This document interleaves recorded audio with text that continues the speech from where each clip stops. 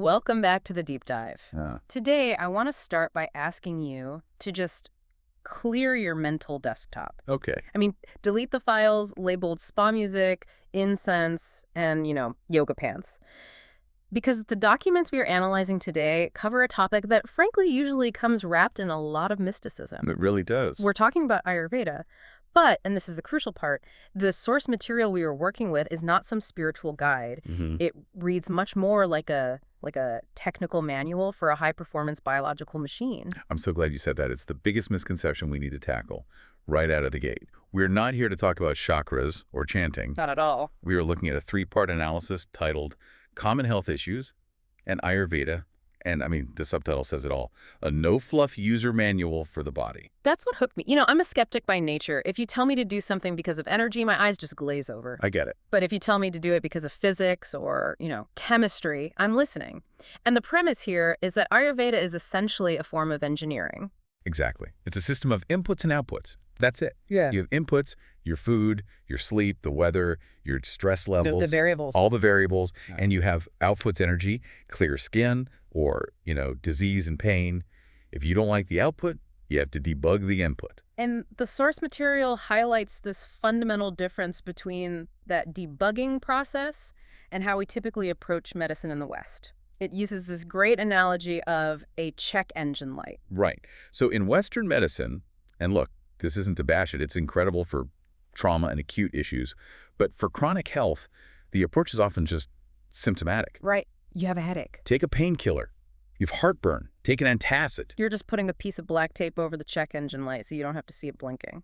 Precisely. You silence the alarm. Mm-hmm. The car keeps driving, sure, but the underlying mechanical failure is still there, and it's getting worse. So Ayurveda says, What? don't silence the alarm. Don't you dare silence the alarm. The headache is data. The heartburn is data. It's the system telling you there's an error in the operating code. An error like toxicity or heat. Maybe it's toxicity, maybe it's excess heat, maybe it's dryness. You have to find and fix the root cause. So today, we're going to walk through that operating code. And these sources are incredibly comprehensive. We are going to cover everything from the physics of your gut to biohacking your sleep architecture. And even the chemistry of the cookware in your kitchen. I love that part. Me too. And we're going to get specific. We aren't just going to say eat healthy.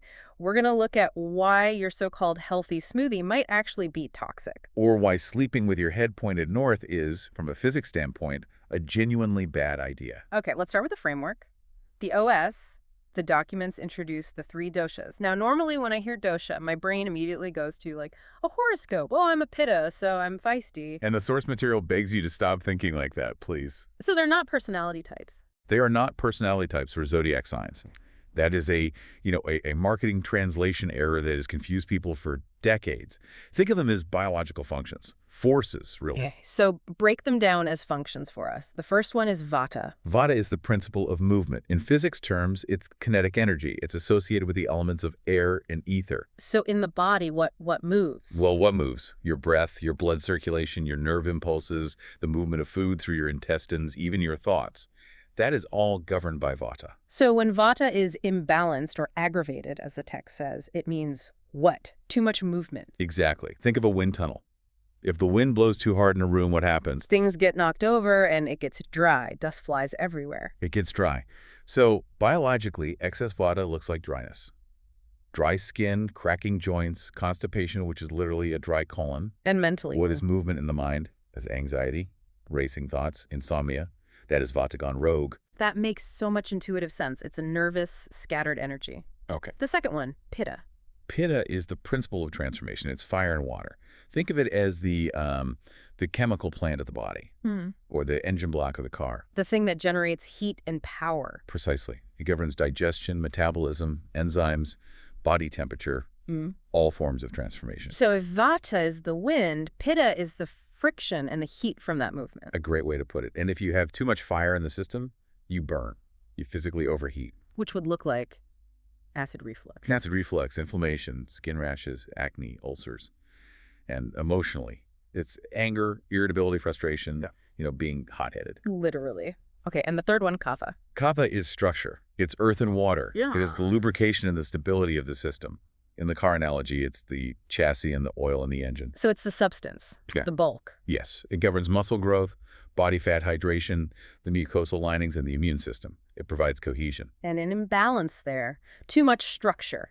Too much structure leads to stagnation. Things get stuck, bogged down. This looks like weight gain, water retention, congestion, sinus issues, mucus. And mentally? Mentally, it's lethargy, depression, stubbornness, brain fog. You just can't get moving. You're stuck in the mud. So perfect health, according to these documents, isn't about having zero of any of these. It's about keeping them in their correct operating parameters, like levels in a sound mix. Exactly. You need vata to breathe, you need pitta to digest, and you need kapha so you don't, just dissolve into a pile of dust.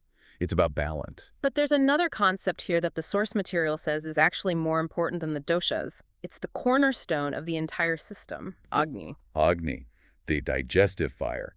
And there's a quote in the text that I think everyone should tape to their refrigerator. Let's hear it. You are not what you eat, you are what you digest. I want to pause on that for a second, because we are obsessed with nutritional labels. This kale has this much vitamin K. This steak has this much protein. You're saying that might not even matter. It matters, but it's secondary to your digestive capacity. You can eat the most pristine, expensive, organic, nutrient-dense kale salad in the world. But if your metabolic fire is weak, a state we call Mandagni, weak fire. then you cannot break that kale down. The body doesn't absorb the vitamins. Instead, that kale sits in your gut, it ferments, and it literally rots. So the healthy food becomes a toxin. It becomes a poison, and that rotting, undigested material becomes something very specific. Yes. It becomes a substance called ama. Ama. Can you define that? Ama literally translates to unripe or undigested. It's a sticky, heavy, toxic residue that forms when your metabolism fails to process food properly. And what does it do? It gets into your circulation and starts clogging channels. Think of it like sludge in an engine. It clogs the microchannels of the cells, the lymph system, the gut. It's the root of most chronic disease. The source material suggests a really simple self-diagnostic test for this. A way to check if your system is full of ama. It's the first thing you should do when you get up tomorrow morning. Before you brush your teeth or drink anything, go to the mirror and stick out your tongue. And what am I looking for? If there is a thick, white, sticky, smelly coating on your tongue, that is ama. It is visual proof that your body did not finish its digestive work last night. That's a little gross, but incredibly useful. It's the body's check engine light right on your tongue.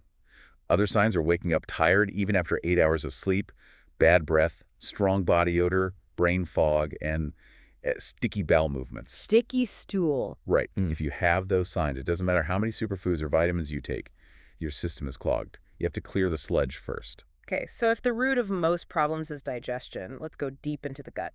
The source material claims something like 90% of health issues begin here. It even calls the gut the second brain. It really is. Let's troubleshoot the big ones. First up, acid reflux, GERD. Heartburn. This is so common. Rampant in the modern world. In Ayurvedic terms, this is a classic pitta imbalance. Excess heat, fire. So there's too much fire in the stomach. Too much fire. And physically, the downward energy, which is the type of vata called apanavata, is blocked. So instead of going down, the heat and acid push upward. And the standard Western reaction is to pop a Tums or a PPI, neutralize the acid. Which is a double-edged sword. Yes, the burning sensation stops. But you need that acid to digest your food. If you constantly suppress or neutralize your stomach acid, you weaken your Agni. Which leads to more undigested food. Which leads to more ama and eventually a whole host of other diseases. You're solving one problem by creating 10 others down the line. So what's the engineering fix, according to the manual? The source lists a few fire extinguishers. Right. The goal is to cool the burning sensation without shutting down the digestive fire itself. The first tool is fresh coconut water. Why coconut water? It is extremely cooling and it's full of electrolytes. It instantly soothes and rehydrates the mucosal lining of the esophagus and stomach. But it has to be fresh. The bottled stuff from the store is often pasteurized and full of sugar, which makes things worse. Okay. And the second one mentioned was aloe vera. Specifically, the inner leaf gel. You don't want the green outer skin, which can be a laxative. The clear gel inside is what's called a vulnerary, meaning it heals wounds. It physically coats the esophagus and stomach lining and helps heal the chemical burns from the acid. Like a natural balm. Exactly. Yeah. And there was a specific tea recipe in there too, fennel and coriander. Right. Why those two? This is a brilliant chemistry hack. Coriander and fennel are unique spices. They are what's known as cooling digestives. Most digestive spices, like ginger or black pepper, are hot. So they help you digest but also add to the fire? Correct. Fennel and coriander actually stimulate digestion so you can process the food that's causing the issue, but they simultaneously lower the thermal energy of the body. You just boil some crushed seeds in water, strain it, and drink it. It's incredibly effective. But the user manual is pretty strict about the don't do list as well. It calls them fire starters. And I mean, I feel like I see people with chronic reflux eating these things constantly. Oh, absolutely. They're pouring gasoline on the fire every single day. The obvious ones are things like chilies, garlic, and vinegar. Okay, that makes sense. But the ones that really trip people up are tomatoes, which are highly acidic, and raw onions. And the one that really surprised me in the source, fermented foods. Yes, this is a big one. Kombucha, kimchi, sauerkraut, even some yogurts. These are super trendy for gut health. And for some people, they are great. But not for a pitta imbalance? Absolutely not. They are by nature sour, heating, and fermented.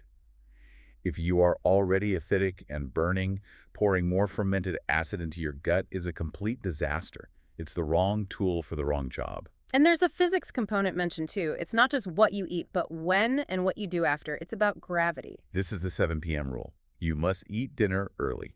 If you eat a heavy meal and then lie down on the sofa or go to bed within 2 hours, you are fighting physics. You're taking gravity out of the equation. Completely. The stomach needs gravity to help move food down into the small intestine. If you go horizontal, the esophageal sphincter is pressured and acid leaks back up. It's a pure mechanical issue. Dinner has to be early and light. Okay, let's flip the script. What if you don't have fire? What if you have the opposite problem? Bloating, gas, constipation, the Vata imbalance. This is probably the most common issue I see in my practice. It's an epidemic. Vata is the energy of air. Right. When digestion is weak, food doesn't break down, it ferments. What does fermentation create? Gas. Gas. Gas is air. That air pressure pushes against the intestinal walls. That's the sensation of bloating. And air, by its nature, is drying. It dries out the fecal matter in the colon, making it hard, pellet-like, and difficult to pass. That's constipation. So the colon is fundamentally dry, and the common advice is just to chug fiber supplements, right? Metamucil psyllium husks. Which is like trying to push a dry sponge through a dry pipe. It just gets more stuck. Yeah. If the colon is dry, the primary remedy isn't just bulk, it's lubrication. Oil. Ghee clarified butter is the #1 medicine here. Taking a teaspoon of ghee in your food, or even in warm water, lubricates the intestinal walls. It lubes the slide. No, I need you to defend the most controversial point in this whole section for me. The ice water rule. The source material says, and I'm quoting, cold water is the enemy. I'm American. We love ice water. We put ice in everything. Why is it so bad? Okay, think about the simple physics of lipids of fats. You have a greasy dinner plate. If you run that plate under cold water, what happens to the grease? It hardens, it gets waxy and thick. Exactly. It solidifies. When you drink a big glass of ice water with a meal, you are literally solidifying the fats and oils in your digestive tract. You are making digestion exponentially harder. You're congealing your food. You're congealing your food. Plus, digestion requires heat. It's a metabolic fire. Pouring ice water on it is like pouring water on a campfire. You're dampening your agony. Seriously. Only warm water. If you suffer from bloating, gas, or constipation, Yes. warm or hot water is your best friend. It melts the fat, it relaxes the gut muscles, it encourages downward movement. It is such a simple switch, but I promise you, it changes everything. The source also attacks another sacred cow of modern healthy eating, the raw salad. Oh, I know. People hate hearing this one. But just think about the qualities of a raw salad. It is cold, it is dry, it is rough, it is crunchy. Okay. Those are the exact qualities of Vata. If you are already bloated and constipated, which is a state of excess cold, dry, rough energy, then eating a big, cold, dry, rough salad is just adding fuel to the dysfunction. So if I'm feeling bloated, I should be eating what? Mush. Essentially, yes. Warm, cooked, soupy foods. Things like stews, soups, a dish called kichari, which is a rice and lentil porridge. You want to outsource the first stage of digestion to the stove. Outsource digestion to the stove. I love that. Let the fire of the stove break down the cellular structure of the vegetables before they even hit your stomach. Make it easy on your system. Okay, let's talk about a specific condition mentioned in the source. IBS, irritable bowel syndrome. It makes a point to distinguish between two different types. Right. And this is critical because modern medicine often just labels it IBS and throws the same drugs at it. Yeah. But IBS isn't one thing. There's IBS-C, which is constipation dominant. That's the Vata type, dryness and gas. Exactly. Okay. And then there's IBS-D, which is diarrhea dominant. That's a pitta condition. Too much heat and speed.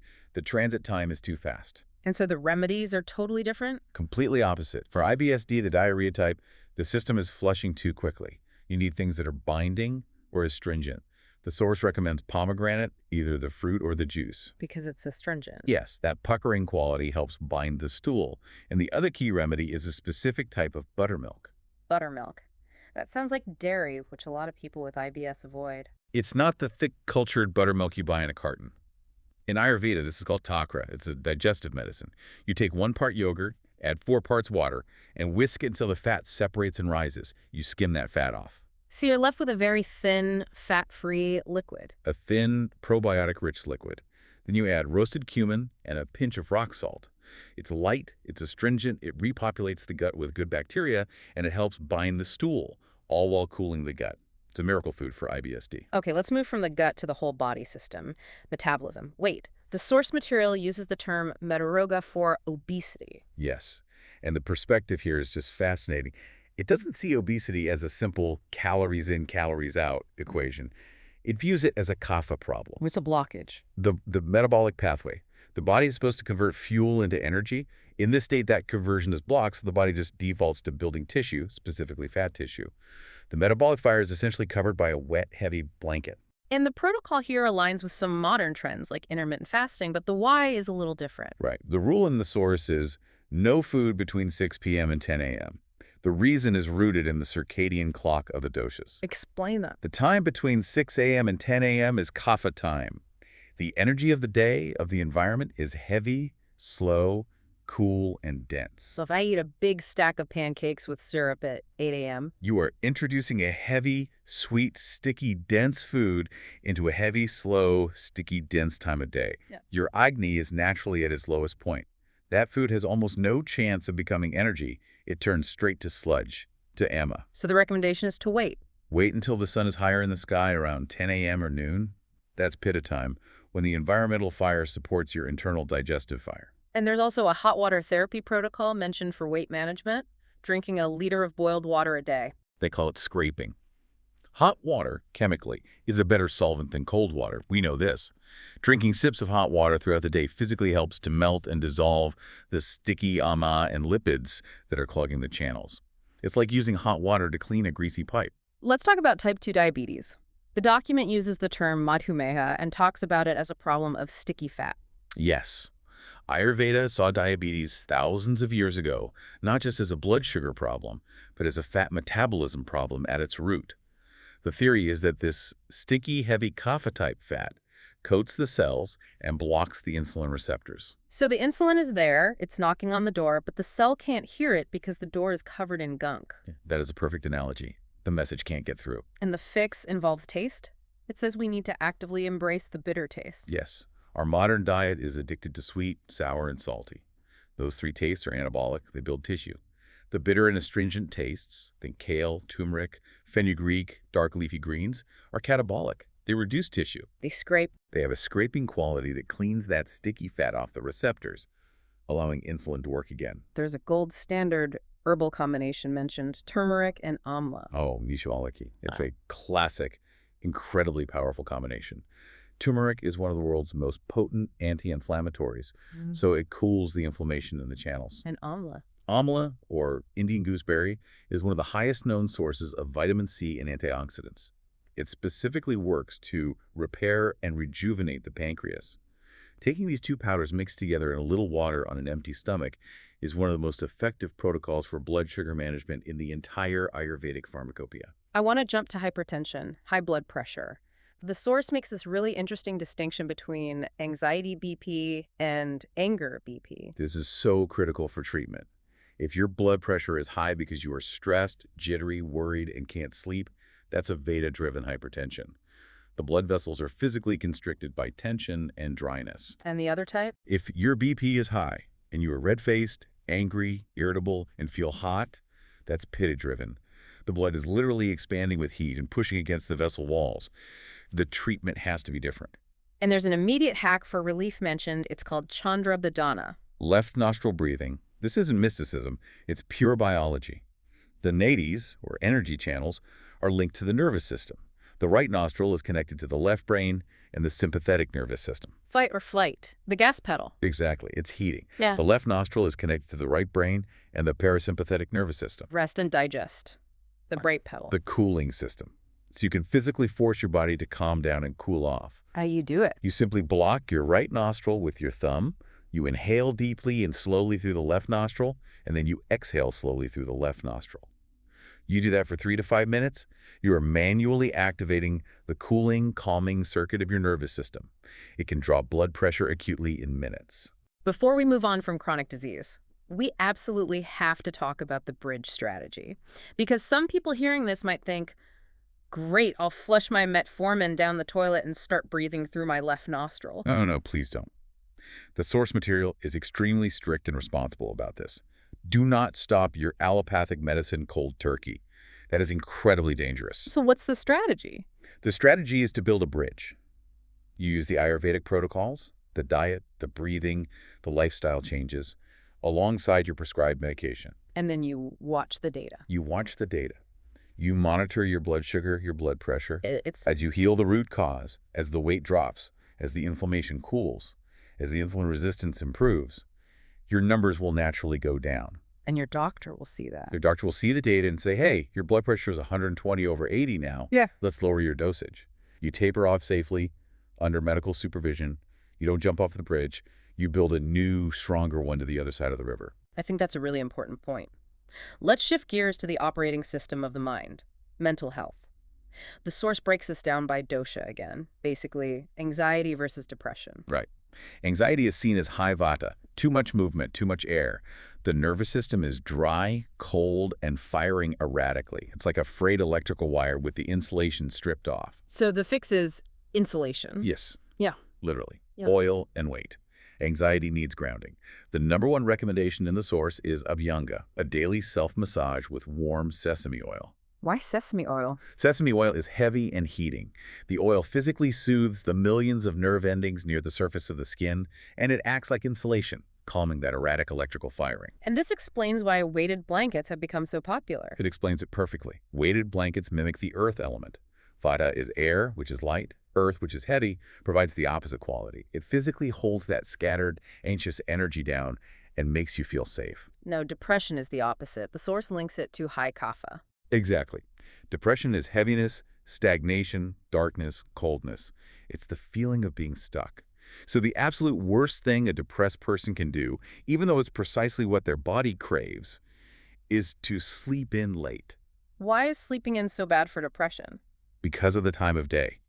If you sleep past 6 a.m., you are waking up deep inside kapha time, which is from 6 to 10 a.m. You are literally soaking your brain in heavy, slow, dense energy. So the shake it up protocol, as the source calls it, demands you wake up when? You have to wake up before 6 a.m. during Vata time. You need to catch that natural wave of movement and energy that exists in the morning to jumpstart your own engine. You have to borrow the kinetic energy of the morning. And the diet recommendation for depression is spicy. Yes. You need to fight heavy and cold with light and hot. Chilies, ginger, black pepper, mustard seeds. You need to stimulate the system. You need to shock the lethargy out of the body. Comfort food like mac and cheese or ice cream is the enemy of depression. It's just more heavy, sticky kapha. There's a concept in this section that I found really profound, emotional digestion. It's the idea that we digest our experiences and emotions just like we digest our meals.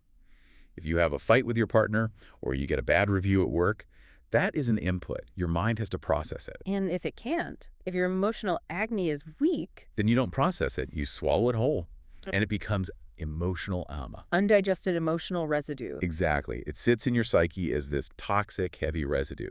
And the rule here is so important. Never suppress natural urges. The cry rule. The cry rule. If you feel the urge to cry, you must cry. Tears are not a weakness. They are a form of elimination. They are the physical release of stress hormones like cortisol.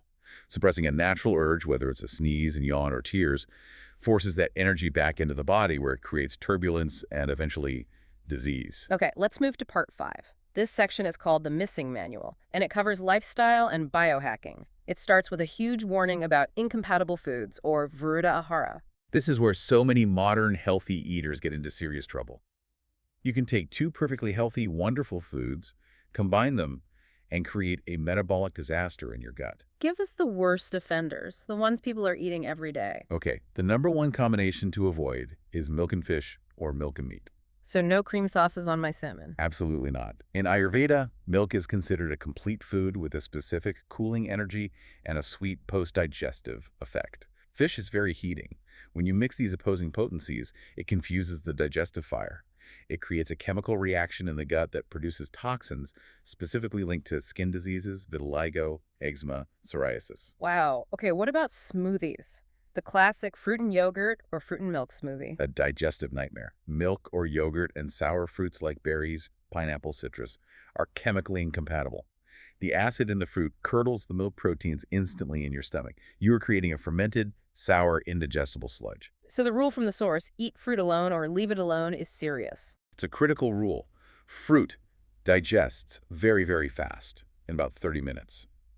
Milk and proteins digest slowly, over hours. If you mix them, the fruit gets trapped behind the slower digesting food, and it just sits there and ferments, creating gas and bloating. So fruit should be a snack by itself. At least 30 minutes before or 2 hours after anything else, yes. And the honey warning, this one is going to upset a lot of bakers and tea drinkers. I know, but it's non-negotiable. Never, ever cook honey. Not even a little. Honey glazed carrots, a spoonful in my hot tea. When honey is heated above about 40 degrees Celsius, which is just 104 Fahrenheit, its chemical structure changes. It plumerizes. It becomes a kind of glue-like toxin called visha. It is notoriously difficult for the body to scrape out of the channels. It gums up the works. So if I want honey in my tea, You make the tea, you let it cool down to a drinkable temperature, then you stir in the raw honey. You get all the benefits without creating the glue. let's talk about the physics of the kitchen. I did not expect a health manual to tell me what kind of pots and pans to buy. But the vessel matters immensely. Heat is a catalyst.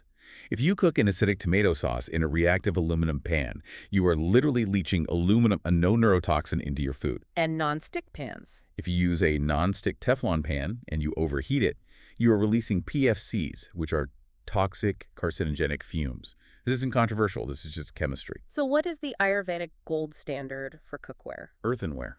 Simple clay pots.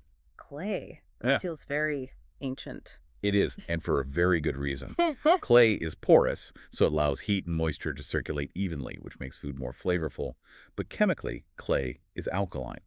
It neutralizes the acidity of the food as it cooks, making it sweeter, more balanced, and much easier to digest. And if we can't switch our entire kitchen to clay pots tomorrow? The cast iron is a fantastic runner-up.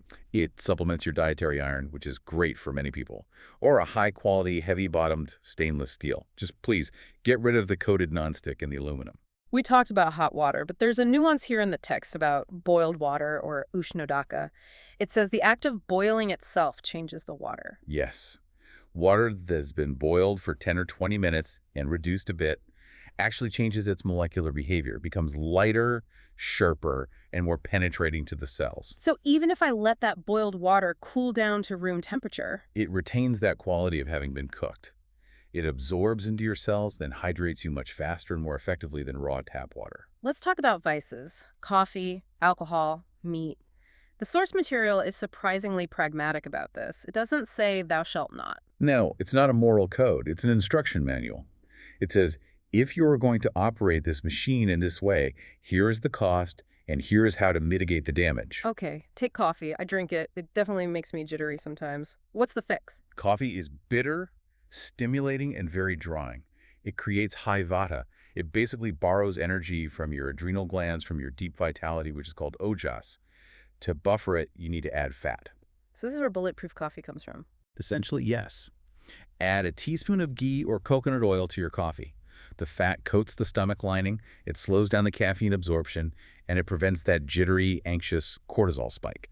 And there's a spice recommendation too. Add a pinch of cardamom. Cardamom is a unique spice that specifically neutralizes the acidity of the coffee bean, so it's much less harsh on your gut lining, and never, ever drink it on an empty stomach. And alcohol. Alcohol is hot, sharp, and extremely dehydrating. It destroys ojas. The number one rule is never drink on an empty stomach. You need oily, salty, substantial food to buffer the alcohol. What about the hangover hack? The best way to prevent a hangover is to drink warm lemon water with a pinch of salt between alcoholic drinks. You have to replace the electrolytes and hydration in real time, not just the morning after when the damage is already done. Okay, part 6, sleep architecture. This gets into some really interesting magnetic theory. The direction you sleep actually matters. It sounds wild, I know, but it's basic magnetism. The Earth is a giant magnet with a north and south pole. Your body has its own subtle magnetic field, and of course your blood is full of iron. So if I sleep with my head pointing north, You are aligning your body's positive pole, which is the head, with the Earth's positive pole, which is the geographic north pole. And what do poles do? they repel. They repel. This creates a subtle magnetic repulsion. The source says this increases intracranial pressure, disrupts circulation in the brain, and pulls on the nervous system. It leads to disturbed sleep, nightmares, and waking up feeling exhausted and agitated. So the best direction is? South. Head to the south. Opposite poles attract. It promotes a smooth flow of energy, deep grounding, and restorative sleep. East is also considered acceptable, just never ever north. And what about sleep position, lying on your left side versus your right? The left side is the gold standard. It's called Vamkukshi in the texts. There are two main reasons. One is pure physics. The stomach is an asymmetrically shaped organ that curves to the left side of the body. If you lie on your left, the food sits comfortably in the pouch of the stomach, aided by gravity. If you lie on your right, gravity forces the stomach's contents, including acid, toward the esophageal sphincter. Which causes acid reflux. Exactly. And the second reason is about breathing. How does your position affect your breathing? When you lie on your left side, your right nostril naturally opens up more. The right nostril is the sun channel, or Pingala Nadi. It governs heat and digestion. So sleeping on the left keeps your metabolic fire gently active to help you digest your dinner while you sleep. We have some sensory biohacking too in this section. Screen time is killing our eyes.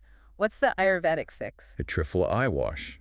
You take Triphala powder, which is a classic blend of 3 fruits, soak about half a teaspoon in water overnight, and in the morning you strain it through a very fine cloth, like 4 layers of cheesecloth. You just splash that water into your open eye. Yes. You can use an eye cup. It's astringent and cooling. It strengthens the optical nerves, reduces strain, and combats the intense heat and dryness caused by staring at blue light screens all day. And for the nose nausea, oiling the nostrils. The nose is the doorway to the brain. We tend to let it get dry and crusty. The practice of nausea is putting 2 drops of warm sesame oil or ghee in each nostril every morning. It does 2 things. What are they? 1, it lubricates the nasal passages and the path to the brain, which is said to improve mental clarity and prevent headaches. And 2, it creates a biofilm trap. Like a piece of flypaper in your nose. Exactly. It traps dust, pollen, and even viruses before they can enter your deeper respiratory system. It's like wearing an internal invisible mask. Okay, let's bring all this together into a practical routine. Part 7 covers the daily routine, or dinacharya. If a listener wants to start tomorrow, what is the Power 5 morning routine from the source? Okay, let's do a rapid fire on this. This is the foundation. Step 1. Wake up before 6 a.m. You have to beat the heavy kapha clock. Catch the Vata wave of energy. Step 2. Tongue scraping. Before you do anything else, use a copper or steel scraper. Get that white ama off your tongue. You do not want to swallow your toxins from the previous day back down. Step 3. Warm water. Drink a big glass, maybe 500 milliliters of warm water immediately. This flushes the kidneys and stimulates peristalsis. It tells your bowels it's time to wake up and eliminate. Step 4. Oil pulling. Take a tablespoon of sesame or coconut oil, swish it gently in your mouth for 5 to 10 minutes, and then spit it out in the trash, not the sink. It pulls lipid-soluble toxins from the oral cavity and strengthens your gums. And the final step, Step 5. Self-massage. Abhyanga.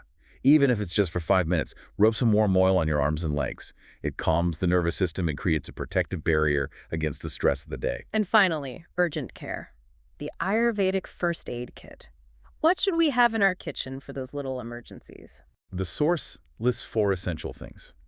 Number 1 is turmeric. It's a powerful stypticker. If you cut your finger while chopping vegetables, pour turmeric powder directly on the wound. It will stop the bleeding almost instantly and acts as a natural antiseptic. Number 2. A fresh aloe vera plant. For kitchen burns, snap off a leaf and apply the gel directly. It's better than anything you can buy. Number 3. Ginger paste. For tension headaches, you make a paste of ginger powder and a little water and apply it to your forehead. It has a drawing quality that can pull out the pain. And the last one? Ajwain seeds or carom seeds. For sudden stomach aches, gas, or indigestion. You just Chew a small pinch of the seeds, maybe with a little salt. The relief can be almost immediate. We have covered a massive amount of ground today. I mean, from the wind tunnel of Vada to the magnetic poles of your bedroom. It is a lot, but the beauty of Ayurveda, once you get it, is that it's all based on a simple system of patterns. Once you see the pattern, that heat needs cold, that dryness needs oil, that heaviness needs movement, you can navigate almost any situation. Yeah. You become your own doctor. The source material ends with this really beautiful definition of health. The Sanskrit word is svasta. Yes, svasta. It breaks down into sva, which means the self, and sva, which means established or situated. So established in the self. Literally. Health isn't just, I don't have a headache today. It is a state of clarity, energy, and joy Yeah. where you are so comfortable and balanced in your own operating system that you can just be yourself fully. And I love the final provocative thought from the source. Awareness over perfection. That's the key to making this work without getting overwhelmed. Look, you are going to eat the pizza. You will stay up late. Sometimes you're going to get stressed. That is modern life. But now you have the antidote. Now you know the antidote. You know that if you eat the pizza, which is heavy and clogging, you should sip hot water, which is scraping and melting, not a big cold soda that makes it worse. You have the user manual now. You can always correct the course. So, to everyone listening, don't try to overhaul your entire life tomorrow.